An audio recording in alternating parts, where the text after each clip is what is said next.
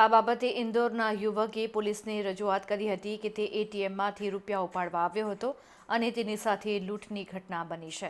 જો કે પોલીસે આ વિશે ઊંડાણપૂર્વક તપાસ કરતા અને એક યુવકની કડકાઈથી પૂછપરછ કરતા જણાવ્યું હતું કે તે ઇન્દોરથી ક્રિપ્ટોકરન્સીના રોકાણ કરવા માટે આવ્યો હતો અને હોટલમાં તેના મિત્ર સાથે રોકાયો હતો.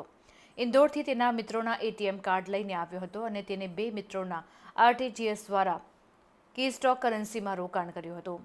શુક્રવારની બપોરે તે તેના મિત્રો સાથે એટીએમમાં રૂપિયા 50,000 લેવા માટે આવ્યો હતો અને રૂપિયા તેને તેના મિત્રોને સાચવવા આપ્યા હતા.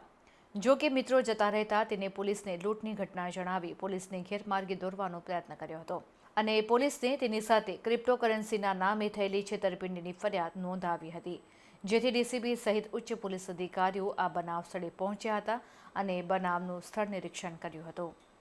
અહીંયા જે એક્સિસ બેંકની એટીએમ આવેલ છે ત્યાંથી જે જાહેરાત આપનાર છે સિદ્ધરાજ, જે ઇન્દોરના રહેવાસી છે, તેઓ અહીંથી પૈસા ઉપાડી અને સામે એચડીએફસી બેંક છે તેમાં જમા કરાવવા માટે જતા હતા. એ દરમિયાન 2 એક્ટિવા પર 2 ઈસમો આવી અને એની પાસેથી હાથમાંથી પૈસા લઈને જતા રહેલ એ બાબતનો જાહેરાત અત્યારે આપી છે. એ બાબતે તપાસ ચાલુ છે.